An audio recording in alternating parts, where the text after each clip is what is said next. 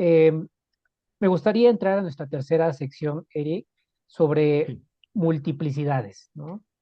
Y debo reconocer que aquí yo me fui por autores con los que me encuentro muy afín, ¿no? He encontrado como un diálogo fructífero, que es la aparición de Badiou, ¿no? Y la otra lectura de Zizek, que no está precisamente en Zizek, sino que viene a ser Agom Hamza. Em, Pareciera que es inevitable de algún modo estar en Zizek sin ir a Badiou. Ambos autores se conocen, encontramos por ahí videos, charlas, ¿no? Donde dialogan bastante, se llevan bastante bien, ¿no? En algún momento Zizek dijo que él era el paciente, ¿no? Mientras que Badiou era el clínico, ¿no? Entonces ya nos da una idea de lo importante que son y que pareciera que caminan por un sendero parecido, ¿no? Sin embargo, encontramos diferencias, ¿no? Y sobre todo, creo yo, las diferencias están en las lecturas que hacen de Hegel. Me parece que Zizek, para leer a Hegel, también pasa por Heidegger, ¿no? Como hizo también por Lacan, mientras que Badiou me parece que él no tiene como esta necesidad de pasar por Heidegger o por otro autor para interpretar a Hegel, ¿no? Y justo en esta idea que hablábamos de que para Hegel era importante hacer de la filosofía o ver en la filosofía un método demostrativo, Zizek lo lleva, diría yo, a sus últimas consecuencias, porque el método demostrativo que retoma Badiou es las matemáticas, ¿no? Entonces, Ujú. incluso habla de que la ontología es un campo perteneciente a las matemáticas más que a la filosofía, ¿no? Y desde ahí empieza a hacer una serie de lecturas. ¿Por qué me interesa Badiou? Porque me gustaría profundizar en el concepto de reconocimiento. Me parece que para Badiou el reconocimiento sí se da en el otro, ¿no? Es decir, si uno lee Elogia al Amor, ¿no? O incluso sus grandes obras, ¿no? El ser y el acontecimiento. Para Badiou es importante el reconocimiento que podemos encontrar en el otro. Incluso habla de que del 2 podría salir un uno, ¿no? En esta interpelación que puede hacer, por ejemplo, una pareja, una amistad, ¿no? A través del amor. Pero creo yo que la diferencia esencial está en que Zizek pareciera que, al menos para él, el reconocimiento no siempre es posible, ¿no? O sea, que este reconocimiento que busca Badiou y del que habla Badiou y que Badiou me parece retoma de Hegel, en Zizek dice ese reconocimiento puede que se dé, pero también no. ¿Por qué? Porque está roto, ¿no? eh, ¿Cómo lo observas, no? ¿Qué diferencias podríamos encontrar? Incluso cómo toma Hegel este concepto del reconocimiento, y en algún momento tú Ujú. llegaste a mencionar que incluso tiene facetas la figura del reconocimiento, ¿no? Entonces, Sí, me gustaría que nos hablaras un poquito de eso. es verdad. El caso, por ejemplo, tanto de Badiou como de Axel Honneth como de Charles Taylor, para ellos el reconocimiento sí es una consecuencia, es algo que se alcanza o que incluso se debería de alcanzar, ¿no? Creo que para estos tres el reconocimiento es una teoría que utilizan como una herramienta emancipatoria. Es decir, es una lucha social que hace cada uno de ellos por decir, ¿qué hacemos con los grupos marginados? ¿Qué hacemos en el caso de Badiou con las experiencias históricas particulares? ¿No es cierto? Estas tienen una realidad por sí separadas y la vida, ¿no? La existencia humana se realiza en estas formas particulares. Entonces, sí, la teoría del reconocimiento para ellos es alcanzar esa identidad, sumarse a la verdad, a una verdad estatal, democrática, pacífica, etcétera. Y es ahí donde viene el inquieto de Zizek, ¿no? Parece ser como un personaje realmente antisistémico, ¿no? En todo sentido. Y él piensa, él está seguro de que no se alcanza esa identidad o ese reconocimiento y que incluso no se tendría que alcanzar porque lo único, con una lectura altuseriana, lo único que estaríamos haciendo con ese reconocimiento sería sumarnos a una ideología estatal que realmente nos va a volver a hundir en un aprisionamiento capitalista, ideológico y de otro tipo, ¿no? O sea, ellos ven como esa suma al Estado, pero la suma al Estado, en el caso de Zizek, sí él no aspira a esta identidad, a este reconocimiento estatal, ¿no? Eh, pues el caso de Hegel, no hay que olvidar que Hegel pertenece a lo que le llaman el idealismo alemán, ¿no? Y como idealista, Hegel está seguro de querer alcanzar la idea y específicamente la idea de la razón. Si bien puede ser una crítica alcanzar la idea, creo que también ahí hay una parte valiosa y hay una parte efectiva de la razón. Creo que Hegel nos enseña que la razón también es un instrumento emancipatorio. Es decir, que a partir del pensamiento ilustrado, compartimos todos los individuos modernos el problema de la autodeterminación. El problema de la autodeterminación, tanto individual en un sentido moral, como de la autodeterminación en un sentido colectivo, ¿no? Me preguntabas hace un momento, ¿cómo funciona el tejido social para esta idea de la Constitución? Yo creo que aquí está el punto, ¿no? El punto específico. O sea, Hegel nos está diciendo, lo que tenemos individuos frente a nosotros es el proyecto de la autodeterminación. Ese es el proyecto de la modernidad. ¿Cómo nos vamos a autogobernar? Y entonces hagamos que las leyes, no solamente las leyes jurídicas, sino las leyes éticas, sean resultado de la voluntad y por tanto de la razón, ¿no? Creo que es lo que no alcanza a mirar Zizek justamente por el concepto de la ideología. Para él, la consecución del Estado es un Estado tan pervertido, es un Estado tan sumido en el mecanismo capitalista, que para Zizek el Estado termina por ser un servicio hacia el capitalismo. Por eso no quiere adherirse a esa idea. Pero en el caso de Hegel nos está diciendo, el capitalismo tampoco es una forma definitiva, ¿no? Creo que esa es algo que nos podría sugerir la lectura de Hegel. El capitalismo es ciertamente un desdoble de la razón, es una presencia, es una realidad. ¿Eso lo convierte en una perpetuidad? No. Dentro de sí, el ser ya contiene el no ser. Dentro de sí ya contiene su propia caída, su propia transformación, ¿no? Y creo que es la lectura que Zizek no le alcanza a dar al horizonte, porque trae presente la idea de la ideología como una forma de dominio de la subjetividad. Claro, y en ese sentido me gustaría precisar quizá, ¿es posible o no es posible quizá desde ahí, ¿no? Desde esa lectura de Hegel, pensar a un sujeto que no se encuentra o no se reconcilia con la totalidad o en Eh, un momento posterior puede reconciliarse? Sí, sí, la historia está llena de tropiezos. Hegel la define como la piedra de sacrificio, ¿no? En la filosofía de la historia. O sea, la historia es todo. La historia es la totalidad puesta, ¿no? Entonces, su proyecto, ¿no? Que algunos acusarán de romántico, es encontrar la rosa de la razón en la cruz del presente. Es decir, eh, la humanidad desde siempre ha sido libre en la producción de este mundo, solo que no siempre lo ha sabido, no siempre ha tenido conciencia de esta producción.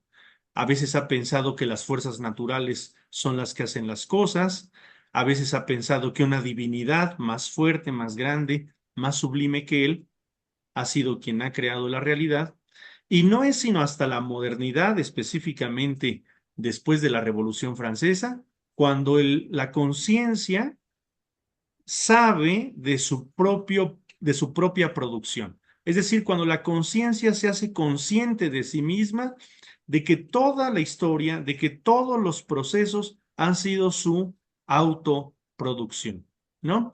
Entonces, en ese sentido, nuevamente, ¿no? Recogemos el proyecto. ¿Hacia dónde tiene que apuntar esto? Y Hegel va a poner a la libertad como la punta de la pirámide, ¿no? O sea, ¿a dónde se tiene que mover tanto el individuo como la historia, como los estados? Hacia la libertad efectiva. Y esa libertad efectiva es el momento de unidad del ser y de lo pensado.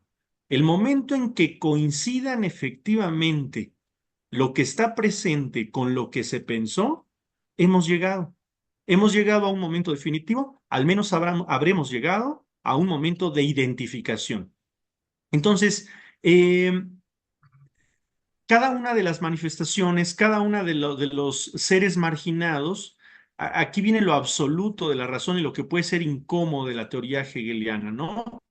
Hegel es un sujeto que nos dice, es que la razón lo abarca todo. O sea, la razón es capaz de subsumir todos sus momentos particulares en una unidad mucho más superior, mucho más rica. Entonces, pienso que en ese sentido, todas las conciencias, tanto en su diferencia como en su unidad con el Estado, forman parte de la unidad total, de la unidad global del desarrollo del espíritu.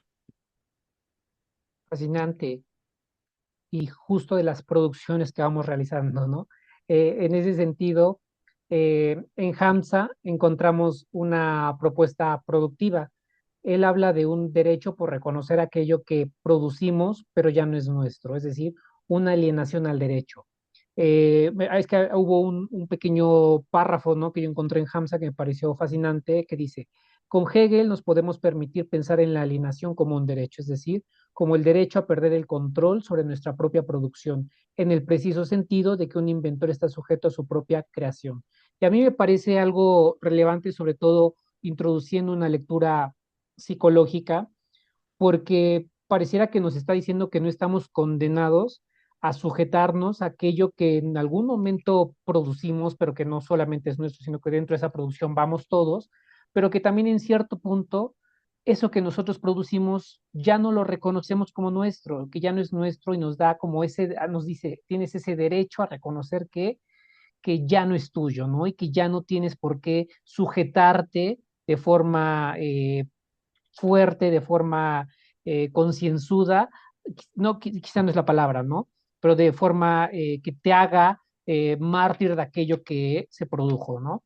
Introduciendo esta lectura psicológica, pareciera que nos dice, dentro, por ejemplo, de una relación que uno va teniendo con alguien, ¿no? Y si esa relación no está marchando bien, no tenemos por qué sentirnos mal de decir, ya no quiero estar aquí, ¿no? O sea, esto que sí yo creé junto con la otra persona, esto que vivimos juntos, ¿no? A través de la historia, los momentos por los que atravesamos, ¿no? Tanto positivos como negativos, pero en algún punto dejo de reconocer, ¿no? Quizá por algún dolor, quizá por un ya no entendimiento, tengo derecho, ¿no? A decir, ya no es mío, ¿no? Y quizá le pertenece a otra cosa, ¿no? A la realidad, ¿no? A la cultura, a la sociedad, ¿no? Al otro que también desee quedarse con eso que logramos producir juntos, ¿no? Pero que en ese momento ya no quiero, ¿no?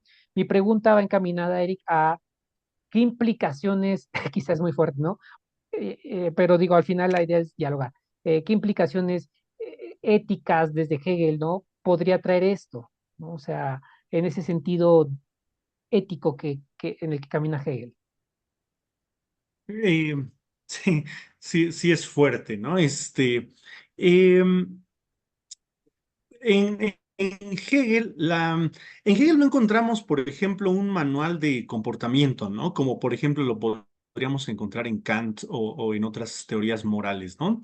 Hegel no ofrece una serie de dictados de cómo debería de ser el individuo, ¿no? Hegel más bien demuestra que, que la ética, ¿no? Es resultado de un movimiento. ¿No? Y él piensa que la ética son estos grupos, estas instituciones sociales. Es la familia, es la sociedad y posteriormente el Estado, ¿no? Entonces, en esta conformación, efectivamente, pienso que la conformación que se está dando o la conformación de la que está hablando Hegel atraviesa por su propia historia. ¿No? Nos dice, por ejemplo, el Estado es positivo porque el Estado pertenece a una sociedad y su cultura, y ese será el resultado de la cultura, ¿no? O sea, a qué vamos? A que lo que está puesto, a que lo que está frente a mí no es otro, realmente, no es otro. ¿No? La manifestación de las leyes, la manifestación de nuestros políticos, que a veces pudiera ser no la más, la mejor, ¿no? Hegel nos diría, ahí estás puesto tú. Es un representante, es una evidencia de tu propio querer de la voluntad, ¿no? Tiene la forma que la universalidad tiene, ¿no? Eh, Eso los convierte, ¿no? De repente también hay una crítica que dice que Hegel santifica el presente. Eso hace que entonces tenga que ser una forma definitiva. Creo que ahí está lo aliviador de la teoría hegeliana. Las formas existentes son las formas a las que ha llegado el pensamiento. Son las formas hasta donde la fuerza del pensamiento ha podido llegar. Antes de que apareciera el COVID, teníamos toda una red categorial de conceptos de virus, de bacterias, de enfermedades, etcétera, y hasta ahí llegaba nuestra condición, ¿no? Entonces tuvo que cambiar el presente para que también al mismo tiempo modificara nuestra red conceptual. Creo que eso es lo que nos dice Hegel, saber diferenciar entre lo que es la realidad y la realidad efectiva. Saber identificar cuál es la diferencia entre lo que solo está presente, a lo cual no tengo ni que santificar ni que aceptar como verdadero absoluto, ¿no? La verdad no es un dictado, la verdad no es una presencia, la verdad es una identificación, ¿no? De ahí es que use el concepto concebir. Hegel dice las verdades se conciben, las verdades se producen, ¿no? No acercamos la razón y decir, para allá es lo verdadero, ¿no? La verdad es un encuentro, ¿no es cierto? Entonces creo que en ese sentido, la lectura que ofrece la filosofía hegeliana es lo que está presente por las condiciones que le permitieron aparecer de ese modo. Quisiéramos que dar un brinco hacia el estado ideal, quisiéramos. El asunto es que falta el encuentro, el asunto es que falta la lucha, el asunto es que falta la identificación. En ese sentido lo pienso yo, Ricardo. ¿No? Y me parece bastante acertado, Eric. Eh, Hablando, bueno, en este sentido que mencionas, ¿no? Que la verdad no es una presencia, sino una identificación, que se conciben las verdades, ¿no? Se producen, me parece al final que hay estado siempre presente Hegel, ¿no? En Lacan, por ejemplo, encontramos un concepto que es la garantía de verdad, ¿no? A él tampoco le gusta hablar de una verdad como algo absoluto, ¿no? Sino como aquello que nosotros mismos vamos simbolizando y que al final se nota ahí la presencia de Hegel.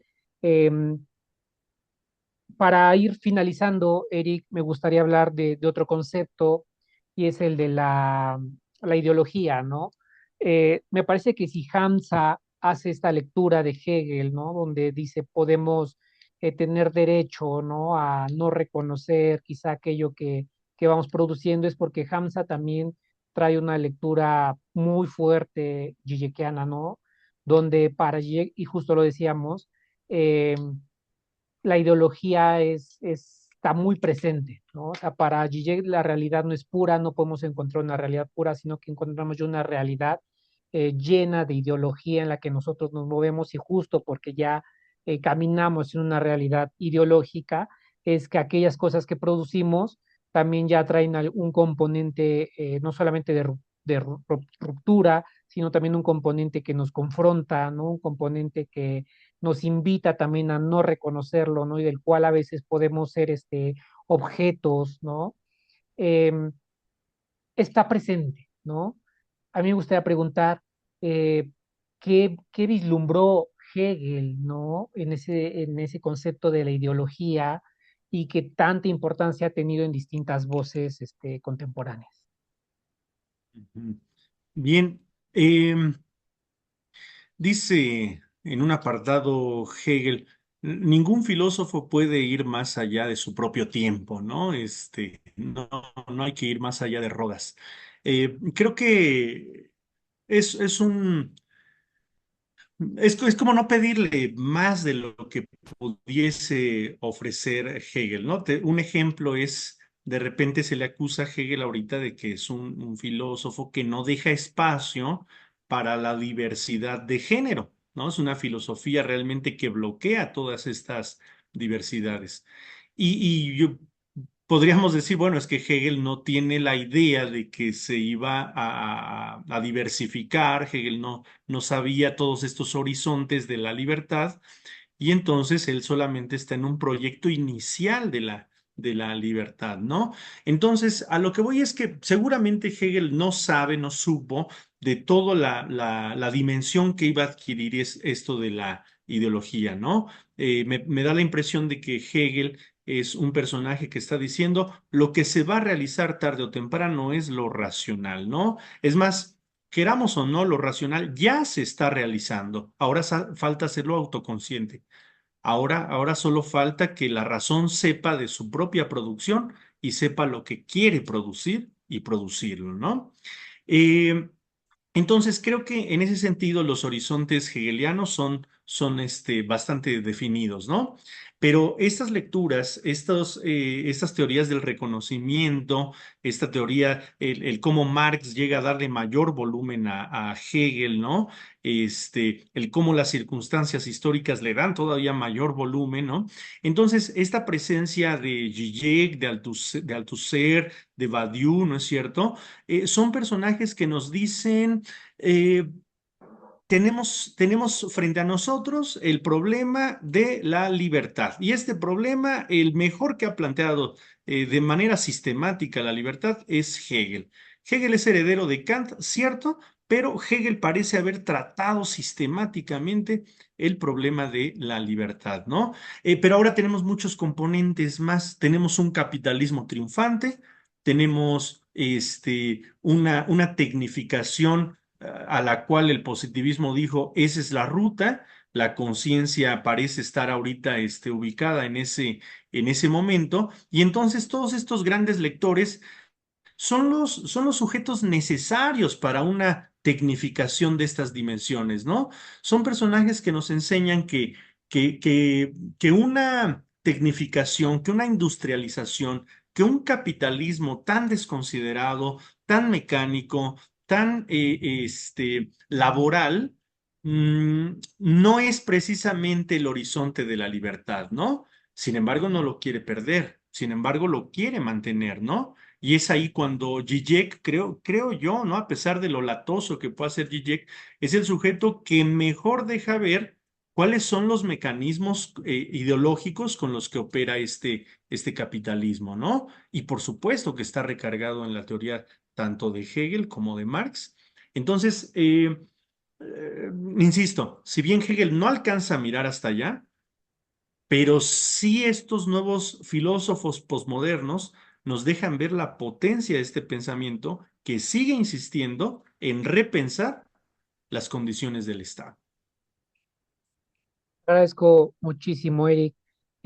A mí me gustaría hacerte quizá una última pregunta, sobre todo de carácter pedagógico, por el autor al que estamos dialogando, y es cómo podría uno acercarse a Hegel, ¿no? Sobre todo si no vienes de la filosofía. ¿Qué lecturas quizás serían recomendadas para irnos acercando a Hegel o qué otros autores podría uno ir acercándose? Porque no es fácil tomar un texto de Hegel, por ejemplo, si la fenomenología del espíritu es compleja, acercarse a la ciencia de la lógica que tiene una mayor sistematicidad, ¿no? A la filosofía del derecho, ¿no? Sobre todo si no nos interesan, puede ser temas tan cercanos a veces a la ley, ¿no? Y que al final pasamos por ellos, pero queremos leer a un Hegel filosófico, ¿no? Y está presente en todas, ¿no? No digo que no, pero es Sí. complejo, ¿no? O sea, sí es complejo acercarse a la filosofía del derecho, a la ciencia de la lógica, y pareciera que la obra un poco más cercana, porque además parece ser a veces la más leída o la más citada, es la fenomenología del espíritu, y aún así Mm. es difícil cómo introducirnos. Bien, mi consejo sería, pues al autor, vamos a pelearnos, sabemos que la filosofía es amarga por momentos, ¿no? Este, dice una advertencia Hegel y creo que vale la pena recomendarla aquí. Dice, quien busque edificación, váyase de aquí, ¿no es cierto? Quien busque que una especie como de satisfacción, ¿no? Lo digo a propósito de que hay muchas filosofías ahorita que van como hacia ese ámbito, ¿no? Como hacia la edificación, como hacia Sí, al restablecimiento de alguna fractura, como a una incitación a un ánimo más positivo, ¿no es cierto? Entonces, Hegel no es un personaje que sea muy acorde con estas lecturas, ¿no? Hegel está interesado en el conocimiento. Entonces dice, pues, el conocimiento es parco, el conocimiento es ciertamente no nada colorido, ¿no?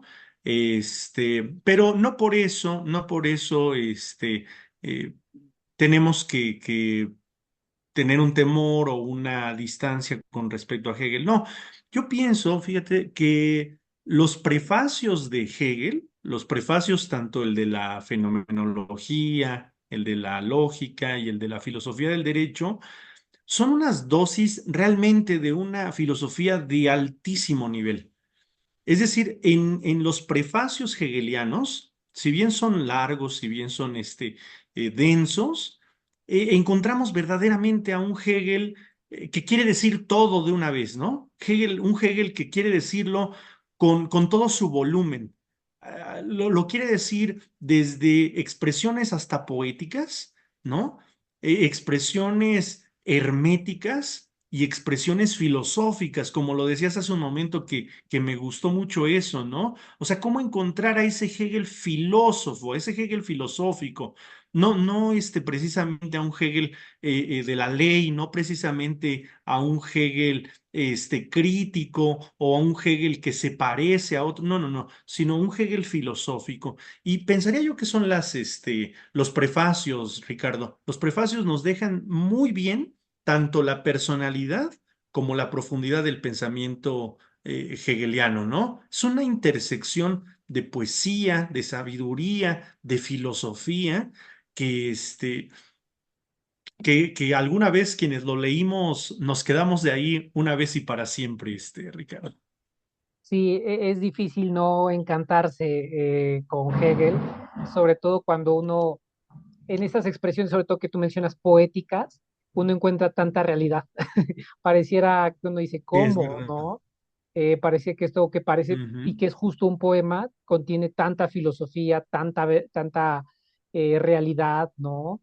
Y es bonito leer a Hegel.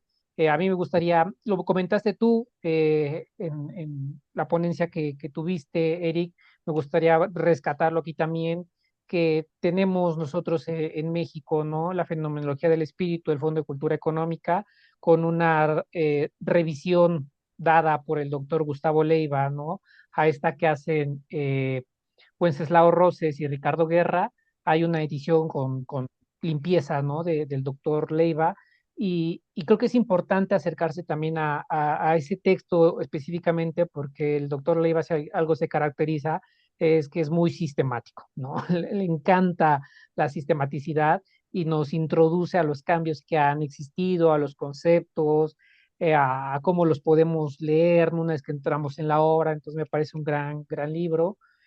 No sé, Eric, si ujú. tú tengas por ahí otras recomendaciones en cuanto quizá a ediciones.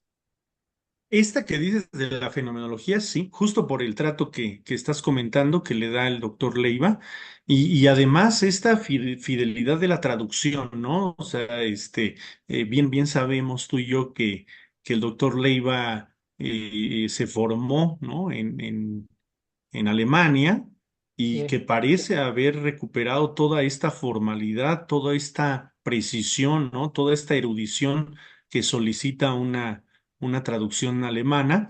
Entonces también lo bueno de esta parte es que nos deja entre corchetes las expresiones originales en alemán. Entonces creo que eso es una cosa muy valiosa porque nos hace incluir ya los conceptos en su sentido original, ¿no? A propósito de esto que señalaba hace un momento, el concepto espíritu, a lo mejor ahora que lo leemos, que lo platicamos, pues quizás es un poco más claro, ¿no? Pero para alguien que no se ha acercado y de repente escuchar espíritu, buf, pues sí puede ser complejo. Y el doctor Leiva o este tipo de traducciones que conservan los conceptos originales nos dicen, bueno, el concepto es Geist, ¿no? O sea, que la traducción sea este espíritu, bueno, eso es aparte, pero el concepto original es Geist y desde ahí tenemos que leerlo, ¿no?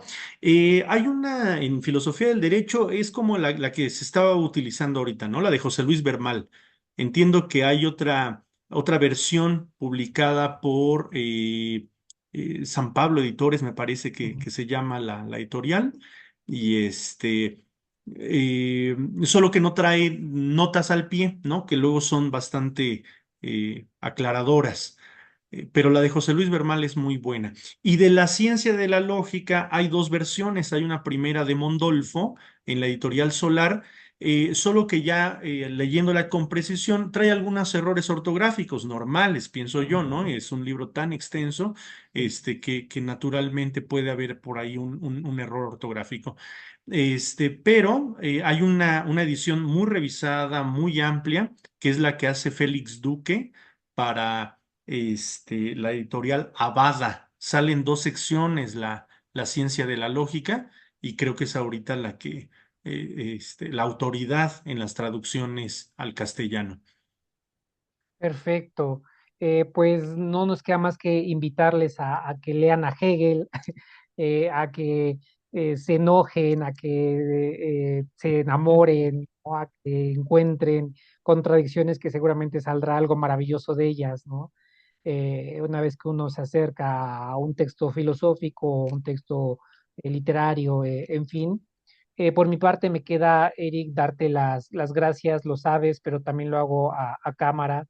eh, Te admiro mucho el trabajo que realizas, también la estructura de tu pensamiento. Tuve yo la oportunidad de convivir con Eric, con el maestro en el proceso de maestría. Fuimos compañeros de maestría en la UAM Iztapalapa y me agrada mucho cuando te toca exponer, cuando te tocaba explicar algún texto filosófico, porque me parece que lo haces con una claridad maravillosa.